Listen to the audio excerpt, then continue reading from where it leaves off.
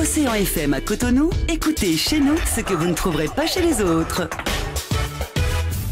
9h passées de 3 bonnes minutes. Bonjour chez tous et merci de prendre le rendez-vous du décryptage de l'actualité sur Océan FM, la 88.6, la radio des défis. Les écureuils sont-ils dans un rattrapage inutile? C'est une question qu'on se pose ce matin. On fera donc le décryptage avec nos confrères qui sont déjà en studio. Nous avons eu la grâce d'avoir quelqu'un qui a fait l'expédition de la République démocratique du Congo, Modeste Djossé Anihouanou. Il est déjà en studio avec nous. On parlera aussi d'autres sujets en complément, des arrêts de rigueur au niveau de la police républicaine. Et donc voilà le menu de ce matin. J'ai à ma droite Mathieu Bokor, journaliste à UTL. Mathieu Bokor, bonjour. Bonjour, bienvenue à Ouassagan, bonjour à tous nos amis auditeurs. Merci à vous de faire le déplacement d'Akpakpa, d'Angui. Et à ma gauche, il faut préciser, nous avons Modeste Djossé Anihouanou. Modeste Dossa, voilà, Modeste Dossa Anihouanou, merci, j'arrive enfin.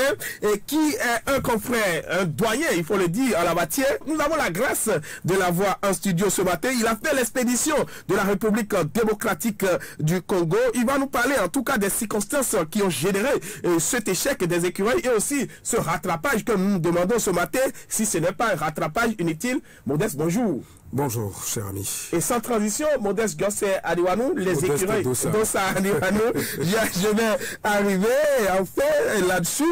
Et donc, il faudrait dire, vous avez fait donc cette expédition de la République démocratique du Congo, le Bénin qui n'a pas, en tout cas, accompli la mission, il faudra le préciser. On est revenu et après, on est en train de porter plainte pour avoir quelle chance, Modeste Djossé Anihouanou. Dossa Anihouanou. Oui, je crois que il y a lieu de restituer en forme et pourquoi pas tout ce qui s'est passé sur la terre donc de la République démocratique du Congo et plus précisément à Kinshasa. Au départ donc de Cotonou, nous avons pris le vol, on a atterri en douceur à l'aéroport de Ndili, qui est l'aéroport qui accueillit la délégation béninoise. Les formalités d'usage ont été remplies par les écureuils qui ont rejoint ou regagné leur hôtel, si vous voulez que je m'exprime en ces termes. Nous autres qui avons été mêlés donc aux supporters, nous avons passé quelques 2h30 minutes à l'aéroport pour remplir un certain nombre de formalités, visa dans les passeports, le test de la Covid-19, avant de pouvoir regagner nos hôtels. Mais je voudrais tout simplement dire que ce sont les principaux responsables, ça je le dis, je n'ai pas ma langue dans ma poche du tout, qui ont été à l'origine de cette expédition, qui dans les causes lointaines sont responsables de la situation que les écureuils ont connue sur le grand rectangle. Pourquoi je le dis?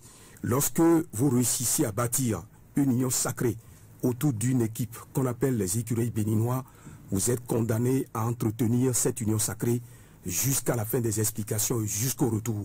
Mais lorsque vous prenez sur vous la responsabilité d'écorcher cette union sacrée, vous ne pouvez que avoir les résultats que nous avons eus face à cette équipe de la République démocratique du Congo. Semble-t-il la responsabilité aux autorités? Je fais porter la responsabilité, je ne mets pas les gants pour le dire. Lorsque vous avez des supporters dans les tribunes qui graissent les dents et qui ne sont plus de cœur avec l'équipe nationale que vous avez accompagnée, vous devez vous dire que vous êtes responsable de la situation qui est arrivée parce que il y avait au départ de Cotonou une union sacrée autour de cette équipe. Cette union sacrée qui a été bafouée par les autorités qui ont conduit la délégation. Ça, je ne mets pas les gants pour le dire. Laissez-moi vous expliquer.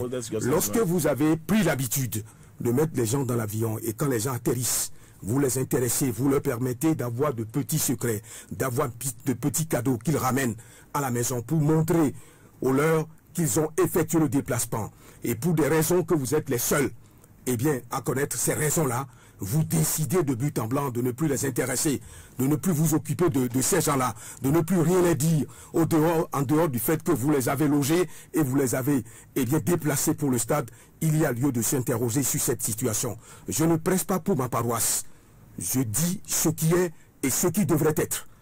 Lorsque vous bâtissez, je le répète, une union sacrée autour d'une équipe nationale qui porte le nom écureuil, vous êtes obligé d'entretenir comment on appelle cette union sacrée jusqu'au bout, en mettant à la disposition de ceux qui se sont déplacés avec vous et les moyens et comment on appelle les attributs véritables pour leur permettre de ne pas graisser les dents dans les tribunes et pour être véritablement de cœur avec cette équipe nationale jusqu'au bout.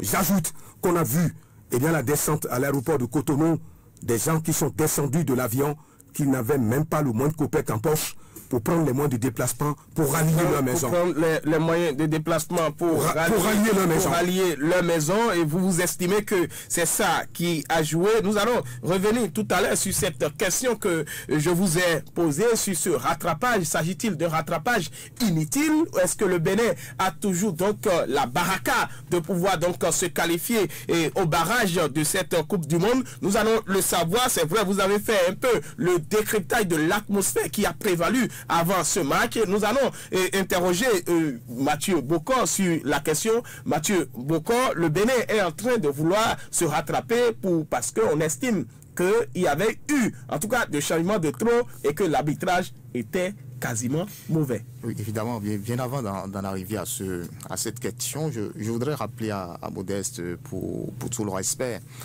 que j'ai pour le douanier, qu'il est évident que c'est une situation qui pourrait créer une psychose qui aurait conduit à cet échec des écureuils. Mais je pense personnellement que lorsque nous sommes un supporter d'une équipe, il n'y a qu'un facteur qui doit caractériser chacun de nous, c'est-à-dire que le patriotisme. Lorsque le doyen Modeste parle, on doit intéresser, on doit nécessairement donner quelque chose. On n'a pas eu quelque chose pour acheter un souvenir. Je me dis, est-ce que c'est dans cette optique-là qu'on a dû quitter Cotonou pour Kinshasa? Ce sont des interrogations. Mais je pense qu'au-delà de tout, il est évident que notre objectif pour le mieux, c'est de tout faire pour se qualifier.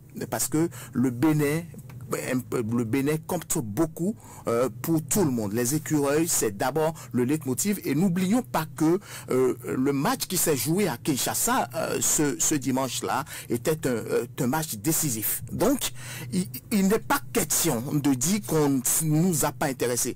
C'est peut-être possible que c'est un facteur primordial. Mais je pense qu'on doit d'abord aller à ce résultat-là avant de penser au gain pécunier. Donc, faudrait pas qu'on puisse accuser à tort ou à raison les autorités. Et personnellement, je ne voudrais pas personnellement rentrer dans ce débat. Maintenant, non mais vous êtes déjà rentré dans le débat. Je ne voudrais pas rentrer. Non, vous êtes déjà rentré dans le débat. C'est juste une parenthèse. Le patriotisme ne se bouffe nulle part. Non.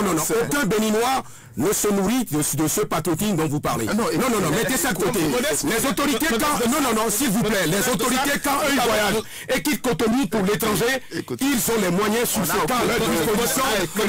On a les moyens. Non. Il ne peut pas me parler de patriotisme. On va se calmer. Non. C'est patriotisme, personne ne bouffe le patriotisme. Non. Mathieu Bokor, je suis désolé. J'ai fait des expéditions avec d'autres équipes. Lorsqu'on sait, s'il vous plaît, que l'on voyage, et bien pour des résultats qui doivent être des résultats définitifs ou des résultats décisifs, on prend les dispositions pour que ces résultats ne souffrent d'aucune insuffisance. Je dis que ces autorités ont failli à leur mission. Je ne mets pas les gants pour le dire. Je le dénonce à ce micro. Je le dis en toute sincérité, en toute responsabilité. Je pense que nous allons recentrer le débat. Modeste, vous allez permettre à Mathieu Bokor donc de faire son analyse et nous allons vous accorder la parole. Vous allez donc discuter autour de ça. C'est d'ailleurs pour ça que nous sommes ici à Océan FM. Nous faisons tout donc dans la clarté, dans la transparence, et il faudrait que la vérité jaillisse. Donc il n'y a pas de problème en la matière. Mathieu Bokor, vous étiez en train de parler de cette fibre patriotique qui doit donc animer tout Béninois qui aurait fait cette expédition. Mais Modeste pense que ce n'est pas du tout juste que les autorités se mettent dans de bonnes conditions et que les autres ne s'y retrouvent pas. Nous n'allons pas faire ce débat-là autour de ça. Ce qui nous intéresse ce matin, est-ce que les écureuils du Bénin ont cette chance-là d'aller au barrage avec les recours? Écoutez, c'est une grosse interrogation. Je pense que c'est possible si tout le staff qui se tourne autour de cette équipe nationale se mettent ensemble pour pouvoir aller jusqu'au bout. C'est vrai que beaucoup vont se demander si le cas Sierra Leone ne va pas se répéter. Je pense que c'est peut-être possible. Mais je me dis que ce n'est pas nécessairement le même schéma, ce n'est pas nécessairement la même configuration. Vous savez, aujourd'hui, il est évident que tout ce qui s'est passé à Kinshasa entre la République démocratique du Congo et les écureuils après que le match est joué, on se pose la question de savoir si les dieux ne sont pas de notre côté. Moi, j'ai revu à plusieurs reprises ce supposé penalty sifflé par cet arbitre gabonais, mais je n'ai pas trouvé, évidemment, pas encore la faute. Mais je me dis... C'est vous ça? C'est moi. Vous parlez de la saisine du comité d'organisation de la compétition. J'en viens. Avant qu'on en vienne là, à la saisine, il faudrait quand même qu'on puisse aller étape par étape. Vous savez, le penalty, les différents changements qui ont été effectués dans l'équipe de la République démocratique du Congo, les tests disent qu'on ne doit pas dépasser 3. Mais il y a des équipes qui l'ont fait. On est allé à 4. Mais on peut arriver si le staff, c'est-à-dire technique, la fédération de football, et je pense que le ministère des Sports se met ensemble pour prendre par les voies idéales possibles. Je pense qu'au-delà du football, au-delà du football, il y a l'esprit du football. Donc, il faut qu'il y ait une coopération, il y ait cette union entre les autorités pour qu'on puisse franchement aboutir à ce résultat. Il faut qu'on puisse tirer leçon du cas de Sierra Leone et ne pas tomber dans les mêmes travers que le cas de la République démocratique du Congo.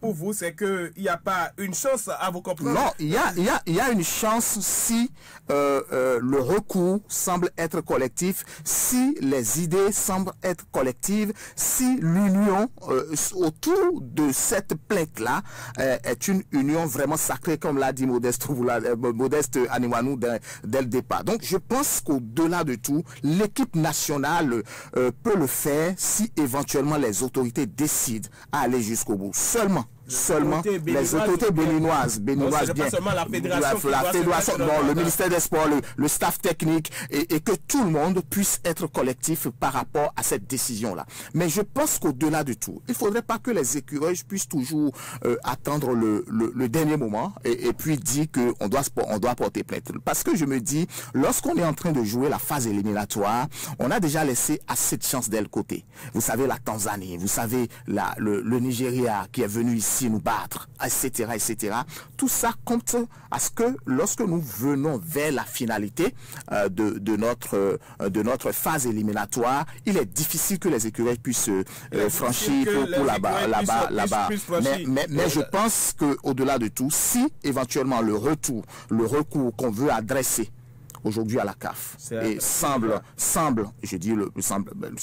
être porteur, je pense que c'est peut-être possible que le Bénin puisse gagner, mais seulement que même la suite après ce recours-là, serait difficile parce que le barrage serait compliqué pour les écureuils. Le barrage serait compliqué pour les écureuils. Il y a le pays émergent qui placade à sa manchette élimination du Bénin de la course à la qualification de la Coupe du Mondial du moins 2022. On cherche encore un autre bouc émissaire, s'exclame le journal. Il serait temps que le chef de l'État ouvre grandement les yeux. Patrice Talon doit éviter de retomber dans le piège d'un autre recours, la rançon de l'amateurisme et de l'improvisation modeste d'Ossa Aniwanou. Je crois qu'en matière de football, le résultat, il faut que le résultat soit acquis sur le grand rectangle. Lorsque vous jouez pendant 90 minutes et après vous commencez par chercher des chemins qu'il ne faut pas. Moi je crois que ce recours, ceux qui veulent tenter ce recours n'ont qu'à tenter le recours. Mais c'est compté avec des non-dits, puisqu'au niveau des instances qui dirigent le football sur le plan mondial, il y a bien des gens qui portent la nationalité de la République démocratique du Congo et qui pèseront lourd véritablement dans cette prise de décision-là. Il a rappelé tout à l'heure. Il y a des jeux de couloir. Il y a des jeux de couloir qui seront faits forcément. Maintenant, et puisque la CAF n'a rien à voir dans cette situation, la Fédération internationale de football association a déjà pris l'habitude de dire le droit et de le dire si les lois, si une équipe enfreint aux lois de la FIFA, la FIFA frappe du poing sur la table et c'est terminé. Et le recours pourrait prospérer si les gens au niveau de la FIFA sont décidés à dire la vérité. Puisque de l'autre côté, on dit véritablement la vérité. Ce n'est pas au niveau de la Confédération africaine de football où les jeux de couloir pèsent véritablement. Rappelez-vous de cette épopée de la Sierra Leone avec tout ce qui s'est passé. On devrait purement et simplement chasser les Sierra Leonais de ces éliminatoires. Mais on a tout fait pour que le match se joue et finalement les Béninois ont perdu, ils ont été éliminés. Maintenant, dans ce cas précis, où les gens ont enfreint aux lois numéro 3 donc résissant cette compétition qui puisse permettre aux différentes formations de se qualifier pour la phase finale de la Coupe du Monde de football. Si la FIFA veut dire le droit, la FIFA dira le droit et les Béninois iront au second tour. Mais pour aller chercher quoi? Devant une équipe marocaine et pourquoi pas devant une équipe sierra-léonaise, puisqu'on me dit que bon, l'adversaire c'est entre le Sénégal ou le Maroc. Eh bien, c'est d'autres données qui rentreront en ligne de compte. Le Maroc, on s'est offert le Maroc. Oui. C'est peut-être un incident de parcours. On verra bien si les Béninois se qualifiaient, si la FIFA leur donnait droit d'accéder au barrage. Mais oui. Vous, Modeste Dossa Aniwano, vous êtes en train de dire si la FIFA leur donnait droit, mais vous, avec votre expérience en matière donc, de sport, est-ce que réellement le Bénin pourrait s'en sortir? Oui, réellement le Bénin pourrait s'en sortir. Puisque au cours de cette explication, le sélectionneur de la République démocratique du Congo a enfreint à l'une des lois qui résistait la compétition. Par conséquent, quand c'est comme ça, on vous donne match perdu. Mais certaines personnes ont estimé que des équipes ont fait de tels changements et ça n'avait pas causé de problème. Ils n'ont qu'à nous donner ces exemples-là. Ils n'ont qu'à donner les exemples. Ils n'ont qu'à citer des exemples. C'est une faute commise par l'entraîneur de la République démocratique du Congo. Maintenant, est-ce que cette faute est passible d'une peine qu'il faut infliger à la République démocratique du Congo? C'est là, c'est là et la grosse interrogation. De toute façon, nous n'avons pas les données suffisantes pour apprécier véritablement la décision qui sera prise par la Fédération internationale de football association. Le Bénin doit pouvoir se remettre dans les mains des instances dirigeantes de la Fédération internationale de football et espérer qu'une décision soit prise en sa faveur. Mais j'ai dit tout à l'heure à ce micro qu'il y a d'autres facteurs qui pèseront lourd dans la balance, puisqu'au niveau de la FIFA, il y a bien un représentant de la République démocratique du Congo qui est par surcroît le secrétaire général de la Confédération africaine de football. Par conséquent, il faut s'attendre à ce que... tout n'est pas impatient. Oui. Mon cher ami, quand vous êtes dans les instances dirigeantes du football, rappelez-vous tout simplement que vous êtes dans une mafia. C'est une mafia au niveau de la CAF et pas surcroît au niveau de la Fédération internationale de football. Une mafia très rapidement. Non, moi je ne peux pas affirmer que c'est une mafia. Pour l'esprit républicain, pour l'esprit républicain qui est en nous, il est évident de faire confiance à nos institutions. Il se pourrait que la décision qui va être donnée, écoutez, supranationale au-delà. Nous avons des institutions nationales chez nous, nous avons des institutions au Bénin. Et vous savez, lorsque nous n'avons pas confiance déjà à nos institutions, c'est difficile. Moi, je dis, on doit porter confiance à ces institutions-là en disant que nous avons porté plainte, attendons de voir ce qui va se passer. Si éventuellement le Bénin arrive à avoir raison, c'est bien. Maintenant, si c'est le contraire, on accepte et on va se préparer pour d'autres compétitions. C'est ce que moi je pense personnellement, mais dit que bon, on est dans une mafia, c'est déjà trop dit parce que personnellement, affirmer ces choses-là, je pense que... Vous savez que généralement dans le football, cette expression, elle est récurrente et rémanente. Écoutez, je ne veux pas rentrer dans ces débats de mafia, de jeux de couloir. Moi, je ne fais que des débats officiels. Et je pense que tout ce qui est palpable, c'est sur ça que moi j'opine et je ne veux pas rentrer dans des jeux de couloir. Vous ne voulez pas rentrer dans les jeux de couloir. Nous allons passer au deuxième sujet, si vous voulez. Non, je vais opiner. Quelques secondes. Lui, il table sur son non-expérience. Non, écoutez, pas du tout. Pas du tout. Mon frère, j'ai fait 27 ans dans cette carrière de journaliste, reporter sportif. J'ai vu des décisions qui ont été prises à la fois par la Confédération africaine de football. J'ai vu des décisions qui ont été prises par la Fédération internationale. Ce sont des institutions reconnues. Je ne compte pas sur ces institutions pour que ces institutions prennent des décisions impartiales. Cela n'a pas été souvent le cas. Parfois, les décisions sont prises et ne sont pas des décisions qui véritablement bénéficient. Mathieu, on va passer au deuxième sujet très rapidement. Nous constatons que les policiers aujourd'hui sont sanctionnés. Il faudrait le préciser. Des policiers qui ont donc fait preuve d'arrêt de rigueur. Voilà, ils ont fouillé le téléphone portable des gens, mais nul n'est au-dessus de la loi. Évidemment, personne n'est au-dessus de la loi. Je pense que aujourd'hui, lorsque vous regardez un peu tout ce qui se passe dans nos différentes villes, vous constatez que il y a je n'ai pas dit il y a des policiers qui sont toujours de mauvaise foi et qui ne veulent pas respecter les décisions de la hiérarchie.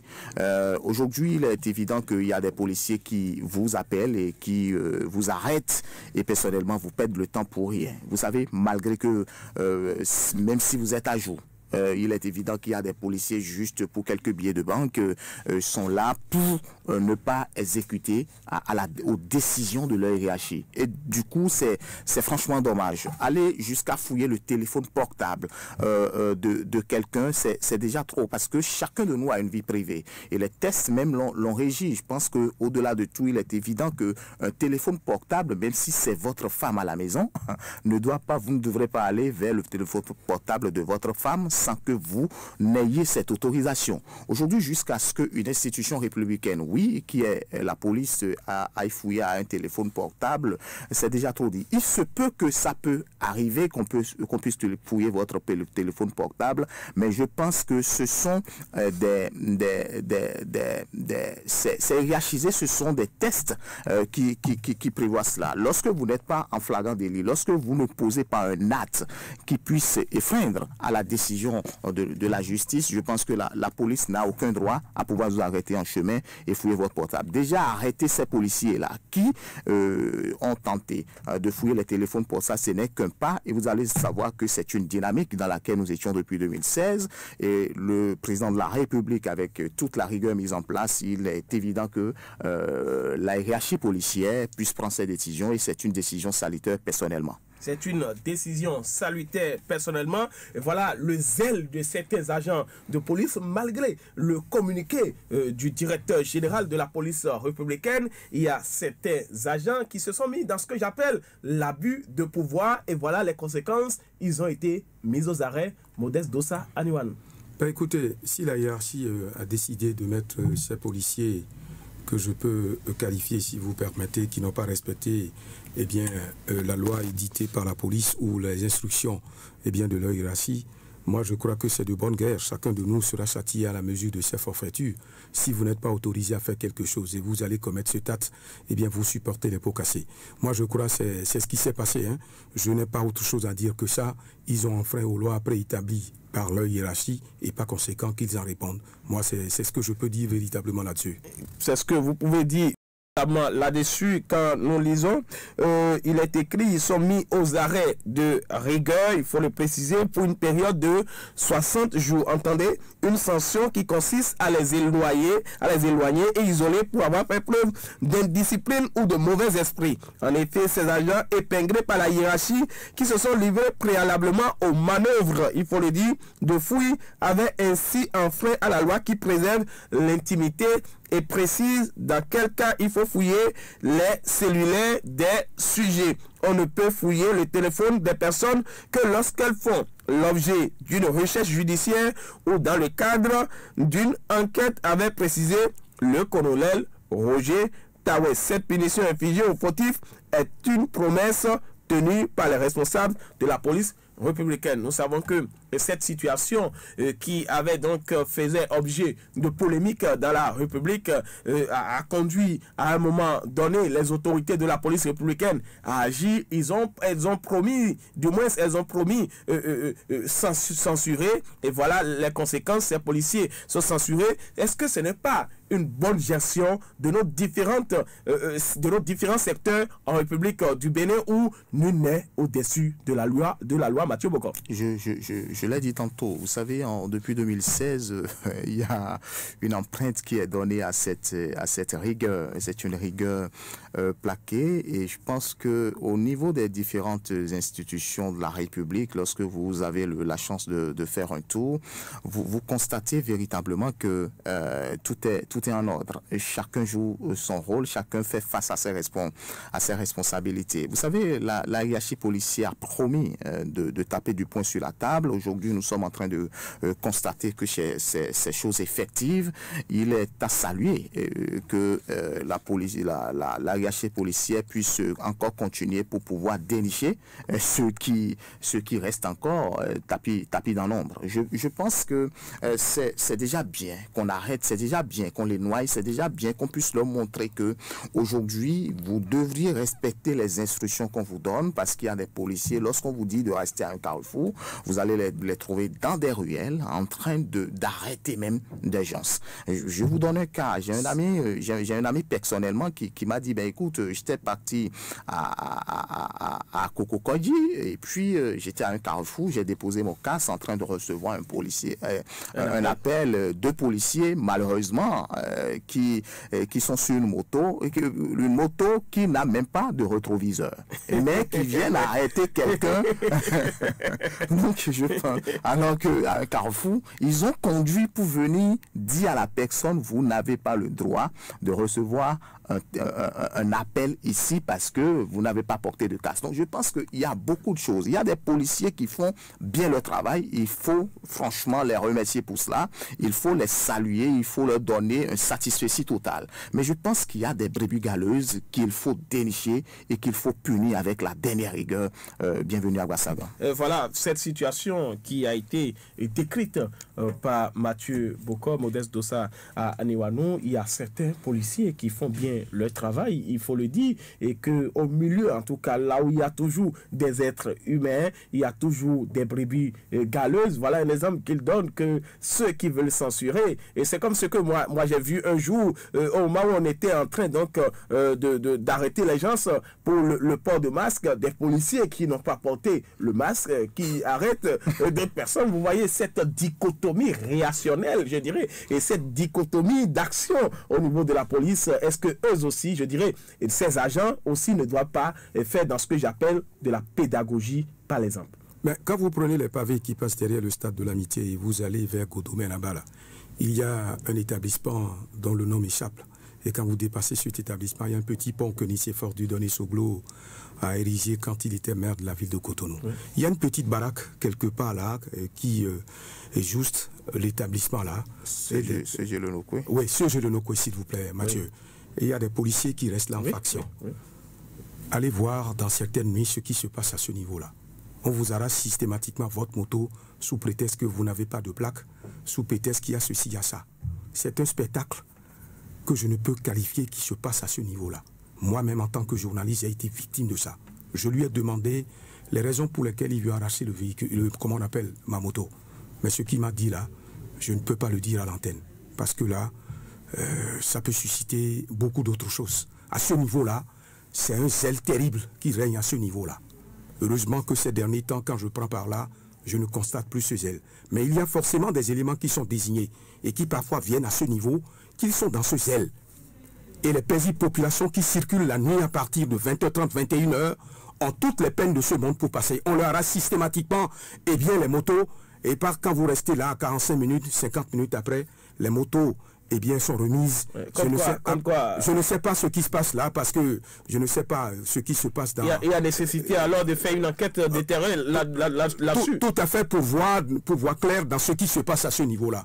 Parce que ce poste de police, au lieu que ce poste de police soit un poste pour véritablement apporter de la sécurité, c'est l'insécurité que nos amis là créent sur la voie. Vous voyez des conducteurs de ZIM qui s'arrêtent, comment on appelle, de façon subite, font demi-tour, roulent dans le sens interdit parce que il dit, il y a quelqu'un, il me laisse ici. Bon, s'il vous plaît, je crois qu'il va falloir que ces brebis galeuses, telles que vous l'avez dit tout à l'heure, qu'on les identifie un à un, qu'on les extirpe des rangs de la police républicaine. Parce que dans les rangs de la police républicaine, je vous dis, il y a des gens très sérieux, des gens corrects, véritablement corrects, qui font leur boulot comme cela se doit et comme, cela doit pouvoir respecter les lois de la République. Mais par contre, il y en a, je n'ose pas dire que c'est des voyous, mais il y en a qui véritablement, sont là pour porter atteinte aux lois de la République et aux lois qui résistent le bon fonctionnement des agents de la police républicaine. Je pense personnellement que, bon, Modeste, ayant vécu son expérience, a le droit de pouvoir dire ce qu'il a vécu. Mais à caractériser un poste, pour moi personnellement, c'est... Non, peut-être... À caractériser, j'en viens. Non, mais pourquoi lui, il rebondit toujours? Parce que j'en viens. Parce que c'est votre opinion. Mais je dis à caractériser un poste, personnellement, c'est pas trop bien. Parce que là, j'ai vécu, je dénonce les faits, mais à caractériser, c'est pas... Parce que moi, c'est une question que je voudrais poser, c'est vous qui posez les questions, mais je pense que, est-ce que on est censé avoir les papiers à jour, on est censé avoir toutes les pièces constitutives d'une moto à jour. Si évidemment vous en avez, il n'est pas question qu'un policier, j'en viens, bon, bienvenue. Il n'est pas question qu'un policier vous arrête pour rien. Parce que ce poste dont parle Modeste Aniwanou, personnellement, moi-même, j'ai vécu cette expérience, même le vendredi dernier. Vous savez, entre 23h et 01, on m'a arrêté. On m'a dit de m'arrêter. Je me suis arrêté, j'ai présenté toutes mes pièces constitutives. Et même jusqu'à aller même à ma carte d'identité, jusqu'à ma carte de presse. Je pense qu'après vérification des pièces constitutives, qui est conforme à ma moto, on m'a dit de rentrer chez moi sans qu'on ne puisse me perdre ce temps-là. À rentrer dans ces débats, c'est peut-être il a vécu une expérience. Mais je pense personnellement qu'il n'est pas question de pouvoir caractériser à dire qu'on peut faire... Mais vous aussi, vous avez montré, il a précisé que ce n'est pas tout le temps. Tout le temps. Mais je pense qu'à pouvoir caractériser un peu... Je vous donne un exemple parce que lui, il déplore le fait que des émigamans ou bien des conducteurs de moto qui tournent dans le sens interdit systématiquement. Oui, parce que peut-être n'ont pas le pièce. Le problème que le Béninois a parce que peut-être n'ont pas le pièce. Attendez, parce qu'il y a des moments où les Béninois, c'est-à-dire la plupart, puisque ceux qui sont dans du Zémigan, il faut le préciser, et sont presque illettrés, permettez-moi de le dire de cette façon, je ne parlerai pas d'analphabétisme, mais sont presque illettrés et qui ne maîtrisent même pas, parce que la police leur demande des pièces, c'est-à-dire dont eux aussi, je dirais, ne s'y retrouvent même pas. Même si vous êtes... Non, permettez-moi de centraliser les choses. Il faudrait nécessairement que chacun joue son rôle. La seule chose qu'il faudrait dire aujourd'hui pour que nos amis auditeurs, auditrices nous comprennent, Mathieu Bokor, c'est que nécessairement chacun sache ce qu'il doit faire dans la République. Évidemment. Et que les émigamans, que celui qui a une moto, si vous n'avez pas les pièces, allez faire les pièces nécessaires. Si vous n'avez pas de plaque, pour qu'on ne vous embête pas. Une petite anecdote. On m'a arrêté le vendredi dernier, juste à ce poste du Sejelonokwe dont parle Modeste Aniwanou. Et vous savez, il y a un Zémidjan qui a remorqué plus de 3-4 personnes au même moment. On ne peut pas faire autrement. Je ne supporte pas la police républicaine. Loin de là, je ne suis pas le chargé de communication, mais je pense personnellement que, en tant que citoyen, il faut tout faire pour remplir les formalités d'usage, avoir les pièces constitutives. J'en viens. Parce que Modeste, je ne suis pas là pour focaliser le débat sur Modeste. Je parle à tous les citoyens. Je parle à tous les citoyens. Lorsque vous êtes béninois et que vous ne voulez pas rentrer dans les difficultés de la police, alors remplissez votre part de responsabilité. C'est vrai qu'il y a des policiers qui sont là pour peut-être ternir l'image de la police. Mais je pense que dans l'ensemble, il y a des gens quand même qui jouent véritablement leur rôle. Et donc, Modeste, c'est une sensibilisation. C'est parce que vous êtes allé à l'école, il faudrait le dire, et que vous êtes lettré, que vous savez qu'il faut avoir ces pièces à jour. Ces personnes-là, en réalité, ne savent pas qu'il faut avoir ces pièces à jour. Donc, il faut lancer un appel, Modeste Dossa. Non, je n'ai pas d'appel à lancer, puisque Mathieu a eu la science infuse dans ce studio. C'est lui qui... Non, il n'a pas. C'est